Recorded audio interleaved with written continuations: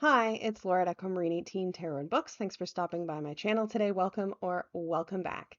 This is my first of 22 planned VRs to the same tag. And that is the tag Top Tarot Trumps created by Masha over at Musings by Masha. I will link her video below wherein she introduces the idea for this tag. Very briefly, the idea is to share our top 5 favorite iterations of each of the major arcana, and to do this over the course of the year 2024. So to share first our favorite fools, and then a few weeks later, our favorite magicians, a few weeks later, our favorite high priestesses, and so on. The suggestion being to share top 5, but of course, I'm sure Masha understands that some of us can't restrain ourselves from sharing more. So I liked this idea as soon as I saw it. As soon as Masha posted it and I watched the video, I commented saying that I planned to participate. I have done a tag before sharing one favorite of each major arcana card, but I had a little look back in my channel history, and it was quite a long time ago at this point. So my collection has changed, my tastes have changed, my reading has changed. I have no doubt that I will be sharing, maybe a few of the favorites from that prior tag, but a lot of new ones as well.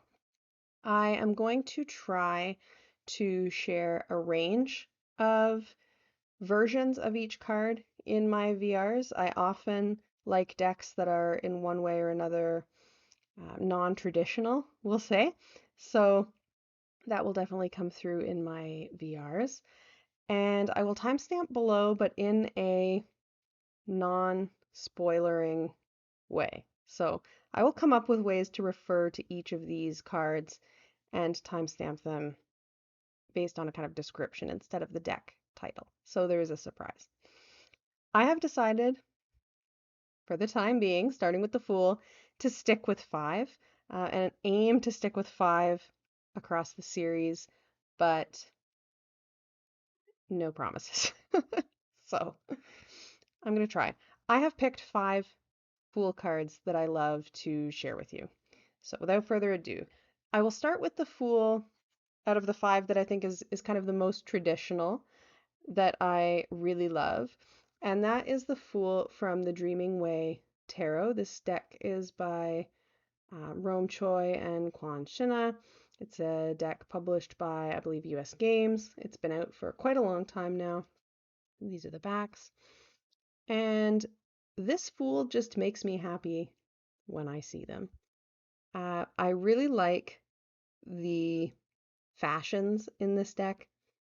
In really a lot of the cards, I think that they're really whimsical and really bright and really fun and really interesting. And this Fool has a lot of the elements of a Fool that you would expect to see. The person is looking off over a cliff. There's the little white dog there. They have a bag with them. And so in that sense, they're a fairly traditional Fool, though the outfit is certainly unique. The shoes are really fun too. Let's see those. I like the bright colors in this card. I like the pants. I don't like a high-waisted, but I'm into these pants a lot. And the Fool in this one is interesting to me because the facial expression to me is a bit ambiguous. It's not entirely clear to me with this Fool just by looking at the image how enthused about their journey that they are. They might still be in the decision-making phase of whether they're going to go for it or not. They're not actually quite stepping off just yet. And I think that that's an interesting moment to capture in a Fool. So this is definitely a favorite Fool. And these are kind of in no particular order. My next favorite Fool to share with you is one from a deck that I love, and that is the Fool from The Way of the Panda Tarot by Kimberly Son. And if you can see, this panda is adventuring with a red panda. The guidebook for this deck is amazing. The Book of Pandas. There's a little book that comes with the deck, like a little white book, and then there's another big book that you can get separately, and it is very much worth getting if you're into this deck.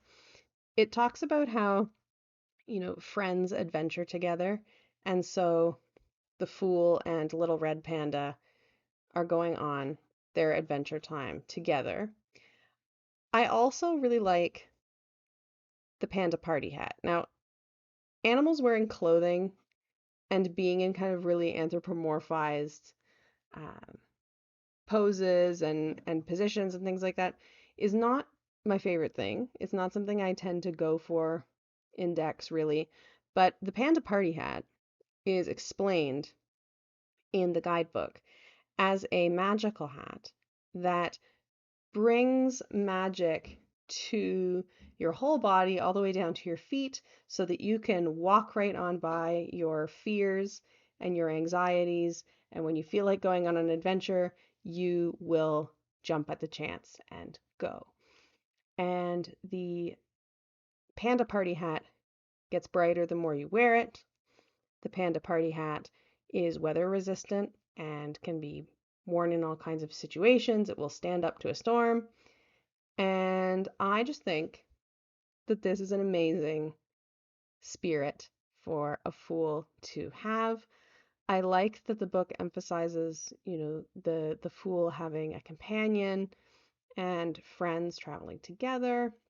I like how prepared these pandas are to go on their adventure and the boldness that they will have because of the panda party hat. So I love the Fool from the Way of the Panda tarot. Another Fool card that I love, a less conventional depiction than the first two, I would say, is the Fool from the Numinous Tarot by Cedar McLeod. This is a beautiful deck. It's one that I have used quite a bit since I got it. I have an older version. This is very glossy. I think that the deck is now available in a more of a linen kind of a cardstock than this one. Certainly in a cardstock that is different than this. I've thought about making a change, but I haven't because I'm attached to my copy and I love the deck. So in this card, we see the Fool diving off of this kind of rock face here, and this is something that I have done in a few instances, while camping and adventuring in the region that I live, and around here there's lots of places to go diving into the lake. So this is something that I enjoy. I love the rainbow. I like that the Fool in this card is naked. There's something about nakedness and the Fool that makes sense to me. I feel like it's just putting it all out there, and I like that. And this Fool actually has some visible leg hair, which I quite enjoy and appreciate seeing in decks. We don't see enough leg hair in decks. And what I really like about this, aside from the artwork just being beautiful, and Cedar's artwork is beautiful, I think that it's interesting that when you look here, you can see this storm on the horizon. And the waves look quite treacherous, actually. This is not a dive that I would make personally. This is interesting to me then because a lot of the time I think in a Fool card you don't see what is beyond the precipice a lot of the time. You don't see what is beyond that cliff, right? And there's a sense of the Fool kind of stepping into the unknown. But here we do see some of what they're diving into, and we get the distinct impression, from the visual that it's not easy. It's not straightforwardly easy anyway, or it's not all easy. This Fool is in for a difficult journey, I would say, at least for part of the time. And I appreciate this card for depicting that. So that's the Fool from the Numinous Tarot. The fourth Fool that I have chosen is from Tarot of the Crystal World by Brooke Penrose. And this Fool also is one that just makes me smile.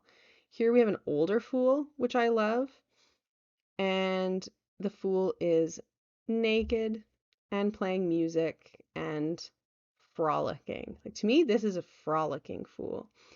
And the guidebook for this, which is a little white book, like a little pamphlet, describes this fool as being a lover of freedom. And the fool as a lover of freedom is a sentiment that I really like. The fool claiming the ability to go on those adventures that the fool wants to go on. I think that that is a really great thing to emphasize. And if you look in the back of this card, you can see there's this tower back there with some smoke coming out of the top. And, this could be a tower that has toppled in my view by looking at it. I'll see if I can get it to focus a bit better. There, you can see this tower almost does look a bit cut off at the top, doesn't it?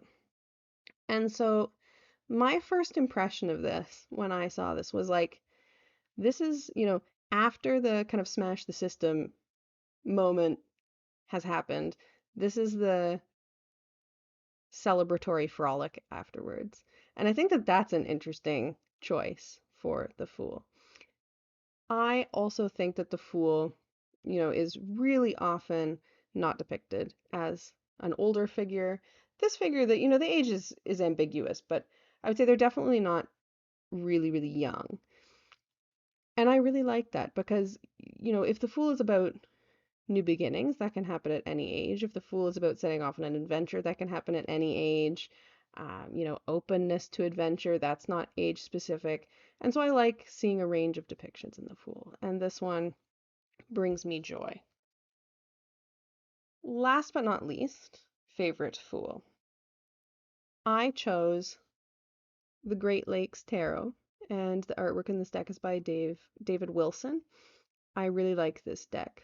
This deck is a deep dive deck on the list for me. I love this deck for depicting the environment that I know. And this Fool card with the person holding the garbage bags here is actually a specific person. And this card depicts Eddie Olshansky, who is known as the trash fisherman of Cleveland. And you can look up trash fisherman Cleveland online and learn more about Eddie. But he aims to remove trash from the river, the Cuyahoga River, and he often uses a kayak and goes out in a kayak to do that, aiming to stop the trash from flowing out into Lake Erie. He is also an advocate for not buying plastic, and certainly not for littering. So I think this is a really interesting fool choice. And you can see here that there's trash in this river. You can see a bottle floating by in that. Even as he's collecting all of this trash. And what this makes me think of, is the ways in which, at times, making eco-friendly changes in one's life, trying to contribute positively environmentally, can be kind of looked on as foolish insofar as it's kind of too small to make a difference, right? Here, a lot of the time, this kind of attitude of, well, I'm just one person. What I do doesn't really matter when these kind of big corporations are doing all these horrible things. They really need to stop harming the environment. Changes that I would make are not going to make a difference if, bigger systemic things don't change. And I think that's lazy. And I really like this as a spirit of a fool. It's the aspect of Eddie going out on a kayak, I think, captures a sense of adventurousness in the fool. It captures a sense of a kind of mission, a journey of sorts. And, doing something that some people might look at and think of as a foolish way to spend one's time because, how could you possibly get all of the trash out of the river, right? Like you can't as one human, though he invites other people to join and has, garbage pickup days and things like this. But this is something that I suspect started probably pretty spontaneously, and it's also this kind of amazing instance of someone really throwing themselves into something that has a positive impact on the world. And so for a fool, I really like this. It's not what you expect to see in a fool when you think of a fool carrying, a bag and being on the edge of something. But it has reworked that image into something that I think makes a lot of sense, that speaks to the kind of environment that this deck, is about, the Great Lakes, and that I really like the sentiment of. So that is one of my absolute favorite fools. So that is my first VR to Masha for the top favorites major arcanas. And for the fool, I chose the Dreaming Way. I chose Way of the Panda. I chose the Numinous Tarot. I chose the Tarot of the Crystal World. And I chose the Great Lakes Tarot. I am looking forward to seeing your favorite fools, and if you're not doing VRs, feel free to share in the comments below your favorite representations of the fool. I will see you in, a week or two for my favorite magicians. Thanks for watching, and thanks to Masha for starting the tag. Have a good one.